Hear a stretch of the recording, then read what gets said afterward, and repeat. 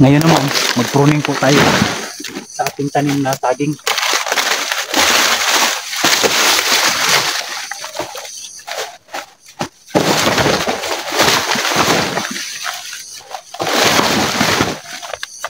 Kailangan natin alis yung mga dumi. Kasi itong mga dumi guys, ito yung nagpo-cause ng mga sakit sa ating mga tanim na saging. Kaya kailangan talaga malinis to. Alisin talaga natin yung mga dumi.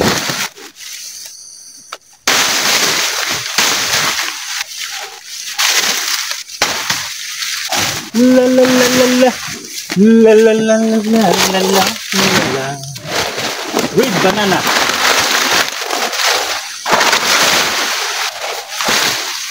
Ito ay tinatawag sa Bisaya na amurado.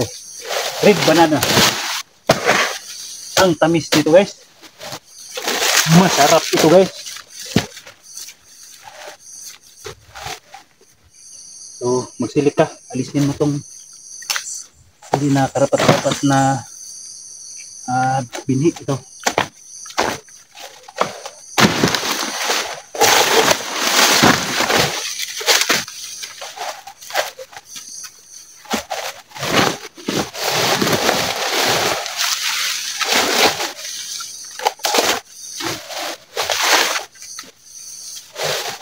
Ito guys, iwan natin to kasi tanim natin to.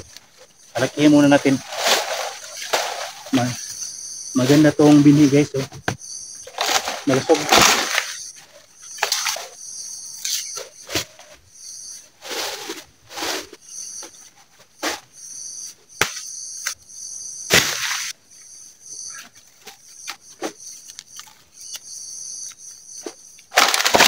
Ito guys, ito. Pang tanim natin to guys, ito. Hindi natin ito aalisin kasi malusog ang kanyang tubo, maganda. Pag tanim natin to mga 1 month to go, itong itanim. Ito yung magiging followers natin. Ito yung magiging tagasunod nito. So malinis na guys. Ang ganda. Banana na naman ang ating itatanim guys. You know.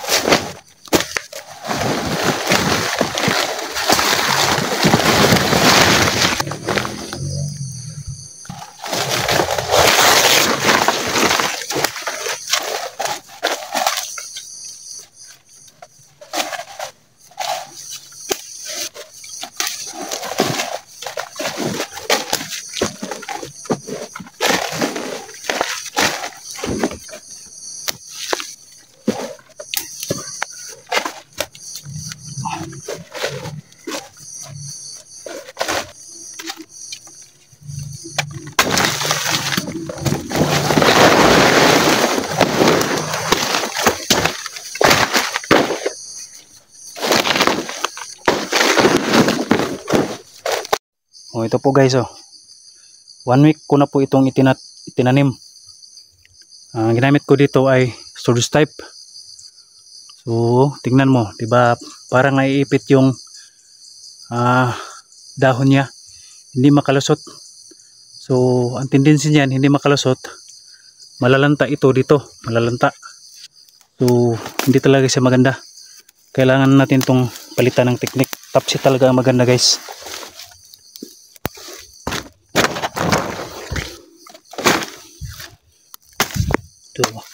Lagay natin dito sa kanyang tagiliran para magiging pataba niya. Ito yung magiging pataba niya. So topseed talaga ang ganda. Tingnan mo ang resulta ng topseed ito. Ayan oh. Oh, di ba? Ang laki ng tubo niya. Ang laki ng bunga niya. Yun ang ginamit ko guys sa technique, yung topset. Ito guys oh. 1 week na to guys. Oh, ito 1 week na to. Oh, di ba? Ito, ang sibol niya maganda. Lulusot na yung dahon dito. Tiyak na hindi siya malalanta.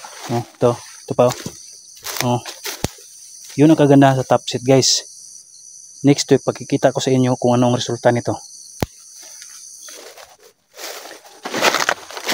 Oh. Ganito ang source type guys ito. Oh, di ba? Oh.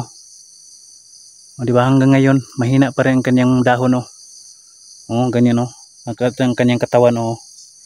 Kasi maiipit siya dito eh. Dito pa lang maiipit na yung dahon niya, hindi siya makalusot. Oh. Tapos paninirahan pa ng mga parasite. Oh. Ang daming mga virus diyan. Oh. Hindi talaga maganda ang source type guys. Ito almost 2 months na tong itinanim ko guys, pero ganito pa rin ang dahon niya oh, di ba? Oh, mahina pa rin ang kanyang dahon. Di tulad yung mga ginamit kong technique na topset oh, di ba? Ang lulusog nila lahat oh. You know? Mga topset yan na technique ang ginamit ko diyan. Oh, tingnan mo. So hanggang dito lang muna yung video ko guys. Maraming salamat sa panonood.